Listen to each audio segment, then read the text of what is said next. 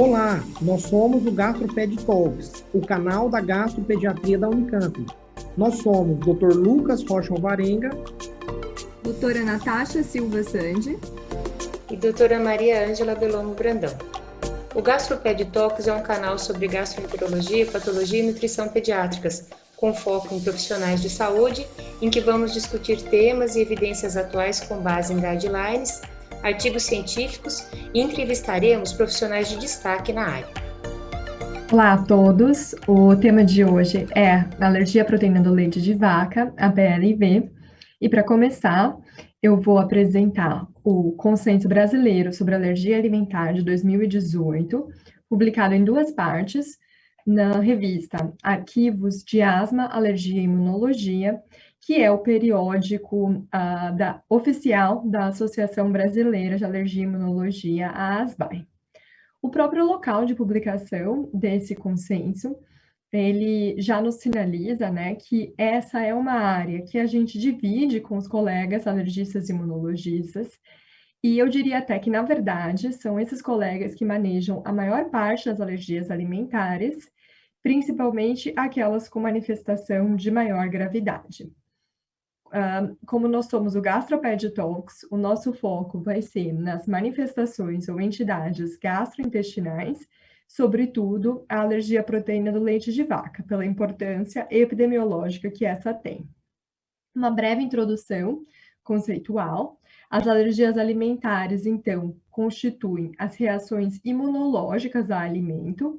Dentro dos universos das reações adversas a alimentos, são aquelas de hipersensibilidade aos alérgenos alimentares.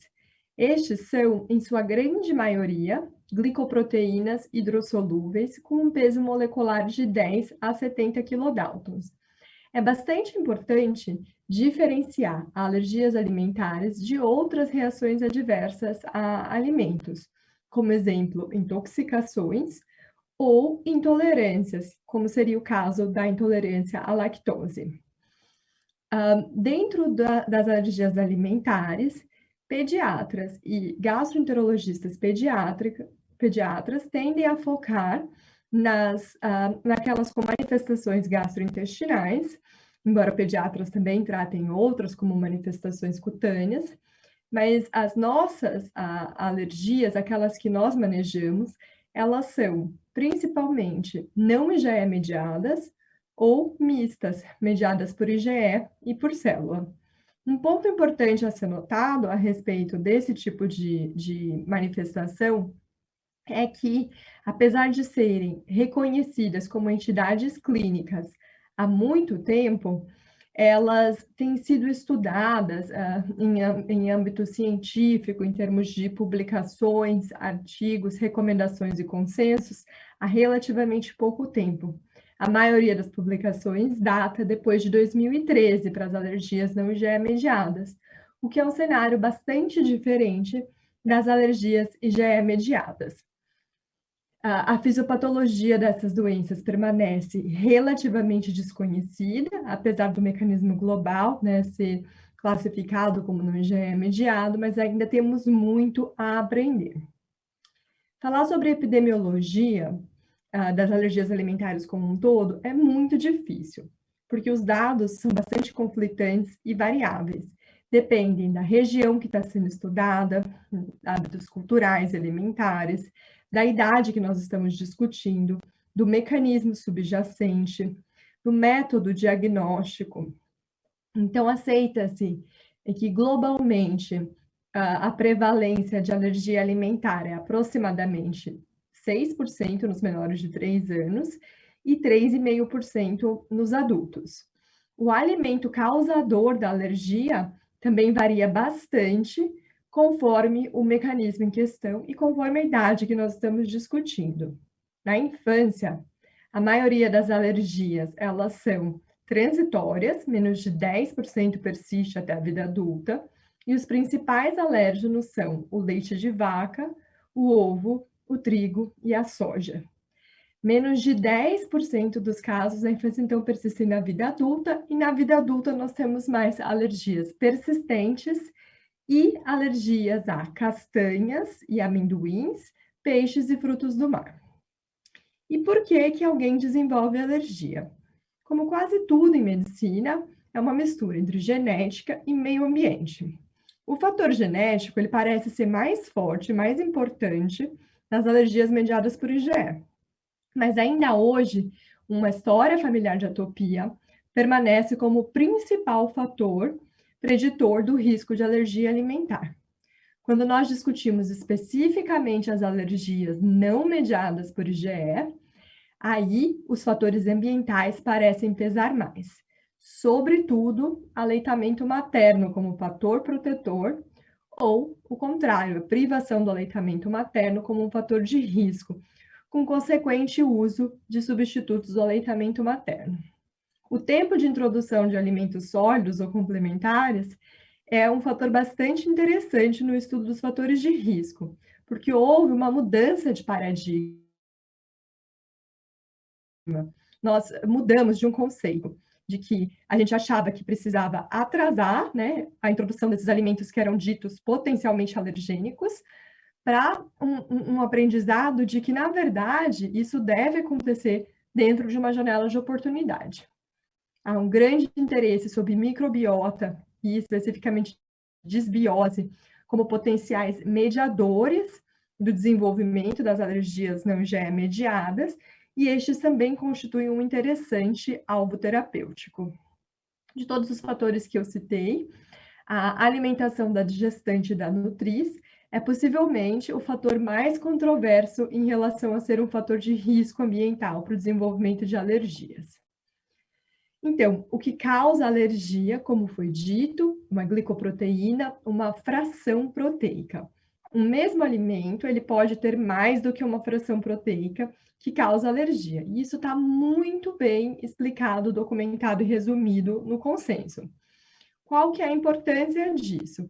É que foi reconhecido que diferentes componentes proteicos podem ter uma relevância clínica específica, sobretudo em relação ao prognóstico. Então, o consenso traz resumido que essa associação entre determinados componentes proteicos ou determinadas IgEs específicas em relação ao risco de persistência da alergia, gravidade da alergia ou reatividade cruzada. Vale a pena falar um minutinho sobre aditivos alimentares, porque os pais e os pacientes muitas vezes referem alergias a múltiplos aditivos alimentares. Estima-se que até 7% da população refira ser alérgica a um aditivo alimentar. E o que são esses aditivos? Então, é qualquer coisa que está no alimento que não é comida. Antioxidante, flavorizante, corante, conservante, espessante. Muito reportados como causadores de alergia. Na verdade, quando a gente enfrenta esses pacientes, a gente vê que menos de 0,2% tem confirmada uma alergia. Essas alergias, além de raras, mais frequentemente ocorrem de maneira isolada. Portanto, a maior parte do que os pacientes referem como alergia aditivo alimentar é, na verdade, apenas uma reação adversa. O conceito de reatividade cruzada é outro muito importante. Ela acontece quando a gente tem proteínas alimentares que compartilham parte de uma sequência de aminoácidos, portanto, elas têm um determinado epítopo alergênico em comum. É muito importante notar que existe uma diferença entre isso e entre ter múltiplas alergias. Por exemplo, um paciente que tem alergia a duas proteínas completamente distintas, ele tem duas alergias, mas não reatividade cruzada. O exemplo mais clássico de reatividade cruzada é entre o leite de vaca e o leite de outros mamíferos. Também, novamente, o consenso traz essa informação muito bem resumida e documentada, com exemplo entre os principais alérgenos e o risco de reatividade cruzada, e eu cito o leite de vaca e o leite de cabra, que tem um risco de reatividade clínica de 92%, mediado por proteínas comuns, que são caseínas e proteínas do soro. Pacientes que têm alergias a proteínas completamente diferentes têm apenas múltiplas alergias. Em relação a exames complementares, então essa é talvez o calcanhar de Aquiles nosso, porque os pais, né, nos demandam às vezes o exame complementar para provar a alergia, e não há exame complementar para alergia não IgE mediada. Nós temos exames complementares que podem nos ajudar, podem ser adjuvantes, mas eles não servem para fazer diagnóstico. Hoje, o teste que mais nos ajuda a estabelecer o diagnóstico de uma alergia não IgE mediada é o teste de provocação oral, que é um teste clínico. O que a gente discute como exames complementares? Então, hemograma, ele pode detectar complicações, como é o caso de anemia, eosinofilia periférica, que às vezes é associada com algumas alergias. A IgE específica, ela tem, seja in vitro, que são as séricas, ou in vivo, que são os testes cutâneos. Ela vai auxiliar nas alergias IgE mediadas, ou às vezes até nas mistas, mas não na alergia não IgE mediada. Teste de contato atópico, que é o APT, ele não tem papel na prática clínica, eles não são padronizados, eles têm baixa sensibilidade. IgG, que às vezes a gente vê os painéis, né, que os pacientes podem trazer para a gente. Não tem qualquer evidência científica que respalde a utilização dos testes de IgG. Sangue nas fezes, principalmente com colite, não tem papel, é considerado um teste inadequado. Endoscopia e colonoscopia vão ser realizados em cenários específicos que a gente precisa fazer um diagnóstico diferencial, mas não para fazer o diagnóstico da APLV. Então, o TPO, como eu disse, vai ser o principal teste. A forma dele, que a gente chama de padrão ouro, é duplo cego controlado por placebo. Nem o examinador, nem o paciente sabem o que eles estão recebendo. Existem riscos inerentes ao TPO, isso é muito bem explicado no consenso, que inclusive traz uma sugestão de termo de consentimento. O local de realização do TPO depende da gravidade da alergia. Então, teoricamente, a maior parte dos TPOs deveria ser realizada em ambiente hospitalar para pacientes com reações de gravidade moderada a grave. O alérgeno deve estar fora da dieta do paciente por no mínimo 2 a 4 semanas e também recomenda-se a realização de um jejum de 2 a 4 horas. Mesmo sendo o nosso teste de escolha, ainda existe divergência entre as doses e os intervalos propostos para o TPO. Sintomas subjetivos ou não observáveis, eles não devem interromper o TPO.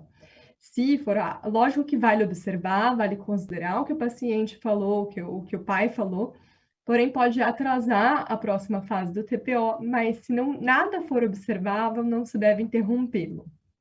Importante lembrar de que alguns medicamentos, sobretudo medicamentos antialérgicos, como antihistamínicos, devem ser interrompidos antes do TPO, para que eles não tenham interferência.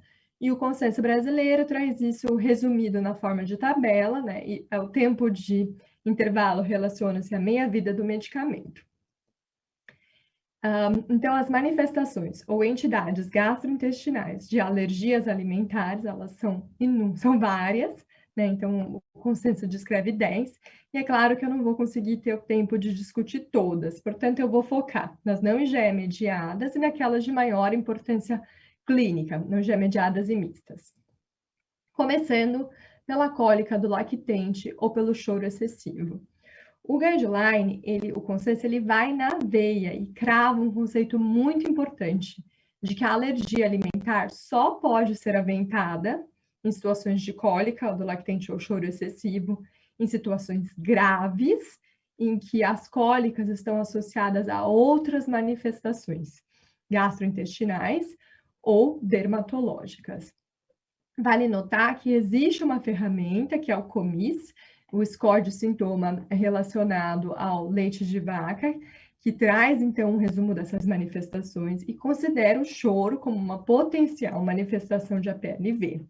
Deve-se notar, entretanto, que, mesmo nessa ferramenta, chorar mais do que 5 horas por dia pontuaria apenas 6 dentro do score, sendo que o diagnóstico de APLV só seria sugerido a partir de um score maior ou igual a 12. E aí tem que pontuar dentro das outras manifestações.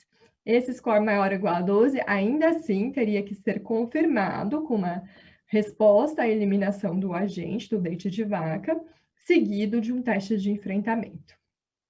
O refluxo esofágico para alergia alimentar em lactentes. Aqui é um cenário um pouco diferente. Essa já é uma entidade bem conhecida, bem descrita, reconhecida nos guidelines de refluxo, ainda que não tenha o seu mecanismo preciso completamente elucidado. Importante observar que só se pode fazer o diagnóstico definitivo de alergia depois de um teste de provocação oral, que deve ser realizado 2 a 4 semanas após a estabilização do quadro. Outra coisa é que fórmulas com proteínas extensamente hidrolisadas, elas aceleram o tempo de esvaziamento gástrico. Portanto, o paciente ele pode melhorar mudando para essa fórmula, tenha ele alergia ou não. Então, isso está, como eu falei, reconhecido no guideline das sociedades norte-americana e europeia sobre doença do refluxo gastroesofágico, e quando a gente tem um lactente com suspeita de DRG, a gente, depois das medidas iniciais, né, evitar o excesso de alimentação, espessar a fórmula se o lactente estiver em uso de fórmula, a gente deve considerar, então, a possibilidade da APLV, porque não tem uma distinção entre esses sintomas, e realizar um trial de 2 a 4 semanas, ou excluindo a proteína do leite de vaca da dieta materna, se o lactente tiver aleitamento materno, ou usando a fórmula extensamente hidrolisada ou de aminoácido. Mas mesmo esse guideline traz muito bem reconhecido que deve-se discutir no manejo dessas crianças a reintrodução e o segmento, ou seja, um enfrentamento realmente dessas crianças. A proctocolite ou a colite alérgica ou eosinofílica, ela é possivelmente a forma mais comum da apresentação da PLV. E esses casos, apesar de comuns, não são necessariamente simples.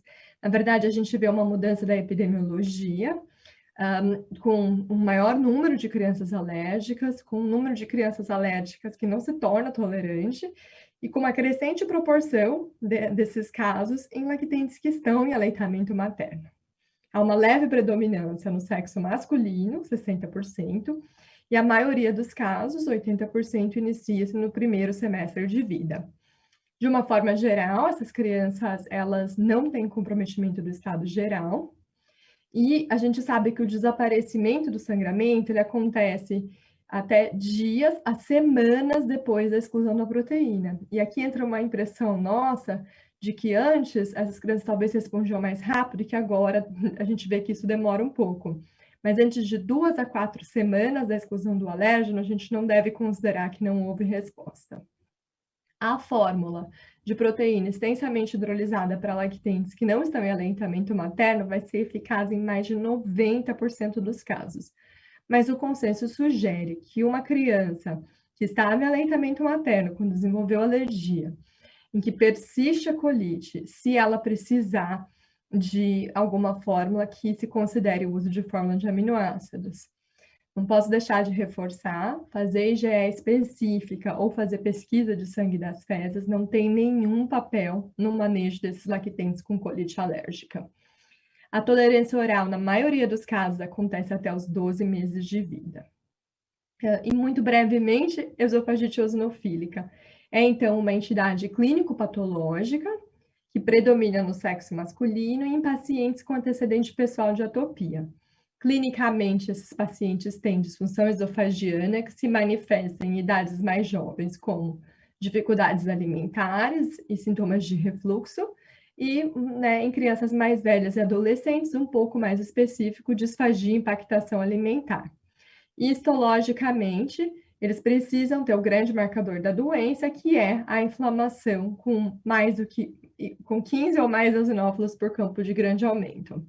A endoscopia tem achados típicos que já são bem descritos e reconhecidos, mas que não são obrigatórios para o diagnóstico. E o tratamento é bem desafiador. Não existe consenso quanto a como tratar esses pacientes. As modalidades incluem os inibidores de bomba de próton, e aí não apenas pela redução do ácido, ele tem um mecanismo imune reconhecido. as dietas de restrição, que podem ser relacionadas a vários alérgenos, mas o leite de vaca é descrito como o causador de até 50% das reações, o uso de corticosteroides tópicos, e para os pacientes que têm estenose, eles vão precisar de dilatações. Para quem tem interesse nesse assunto, eu recomendo o Guia Prático de Atualização da Sociedade Brasileira de Pediatria, publicado também em 2018, e que permanece bastante atualizado. A FPAS, ou a síndrome da enterocolite induzida por proteína alimentar, é possivelmente a forma mais grave de alergia que nós tratamos. Então, ela pode se apresentar com desidratação e choque, acidose metabólica, em um paciente que se apresenta com diagnóstico diferencial de sepse ou de uma alergia IgE mediada, maioria dos casos no primeiro ano de vida, e rara, mas não impossível, em aleitamento materno exclusivo. Além do leite de vaca, outros alérgenos incluem soja, peixe, galinha, trigo, arroz, frutas, dentre outros. Uma apresentação típica, o que mais chama atenção nesse paciente são os vômitos, então são vômitos impressionantes, intratáveis. A criança pode apresentar-se hipotônica, pálida, letárgica, apática. Pode haver diarreia, geralmente um pouco mais tardia, com ou sem produtos patológicos. Esses sintomas, com exceção da diarreia, se apresentam em geral 1 a 3 horas depois da ingestão da proteína desencadeante. As manifestações da FPAS, elas são relativamente modificáveis se há uma ingestão intermitente do antígeno, e aí a gente pode ter a FPAS dita crônica, em que além das manifestações que eu descrevi, que podem ter uma intensidade variável, tem-se uma falha do crescimento. A tolerância oral na FPAS, em geral, é mais tardia do que em outras formas de alergia. Pela gravidade dessa apresentação, não é necessário fazer o teste de provocação oral, apenas se a história clínica for inconclusiva mesmo. A constipação intestinal por alergia alimentar. Então, é provavelmente a entidade mais controversa dentre as que eu discuti. O mecanismo proposto é o de desmotilidade digestiva, em pacientes que teriam, então, uma constipação refratária, assegurando-se um tratamento otimizado. Fazer diagnóstico, como tudo que a gente falou antes, tem que ter resposta com a exclusão, seguida da reprodução dos sintomas com o enfrentamento. Há o maior risco dessa entidade descrita em crianças menores de 2 anos de idade, que tenham fissuras anais resistentes ou recorrentes, e que tenham um antecedente pessoal ou familiar de doenças alérgicas. E, por fim, o consenso coloca como alternativas para lactentes não amamentados e que tenham APLV, as fórmulas extensamente hidrolisadas ou de aminoácidos à base de proteína do leite de vaca, a fórmula da proteína isolada de soja, que fica reservada para crianças maiores de 6 meses, se o lactente for jovem e houver possibilidade, a relactação, com a exclusão dos produtos lácteos pela Nutris, e também o consenso reconhece o uso da proteína hidrolisada de arroz, que já é descrita em muitos países, mas que, na verdade, ainda não há um grande consenso quanto ao seu uso. Importante notar que tanto leites de outros mamíferos, quanto as bebidas à base de plantas ou leites vegetais não são indicados para lactentes com APLV. O documento também traz a escolha das fórmulas substitutas conforme o tipo de apresentação. E o que a gente vê é que para a imensa maioria das entidades está recomendado o uso da fórmula de proteína extensamente hidrolisada quando o aleitamento materno não é possível, com exceção da anafilaxia, da esofagite eosinofílica alérgica e da síndrome de Rainer, que é a doença pulmonar crônica induzida pelo leite de vaca. O documento também coloca que na FPAS seria a primeira escolha a fórmula de aminoácido, mas essa é uma recomendação mais controversa entre as diferentes entidades ou sociedades. Minhas últimas considerações, então nós sabemos que a epidemiologia das alergias alimentares da PLV ela está relativamente instável e possivelmente precisamos de mais dados para entender melhor essa epidemiologia. Nós recentemente descrevemos e compreendemos novas formas clínicas de apresentação E cada vez mais parece que para as alergias não IgE mediadas, os métodos laboratoriais eles só servem para a gente como fatores prognósticos, porque o TPO permanece a ferramenta diagnóstica de escolha. A microbiota tem se revelado um potencial alvo terapêutico bastante interessante, mas nós ainda não podemos fazer recomendações de pré-probióticos ou simbióticos no manejo da PLV. Não discuti tanto porque cai no escopo do imunologista e alergista, mas a imunoterapia oral e sublingual, ela é uma área terapêutica de investigação ativa, ainda que não haja consenso de quem seriam os pacientes elegíveis para essa terapia. E é fundamental ter uma equipe multidisciplinar. Nós absolutamente não conseguimos e não devemos manejar esses pacientes sem o auxílio de uma nutricionista. Bom, era isso que eu tinha para apresentar sobre o Consenso Brasileiro de Alergia Alimentar. Obrigado por nos acompanhar. Esse foi um episódio do GastroPed Talks. Estamos no Instagram, @gastroped.talks, no YouTube, GastroPed Talks Unicamp, e também na forma de podcast. Até o próximo!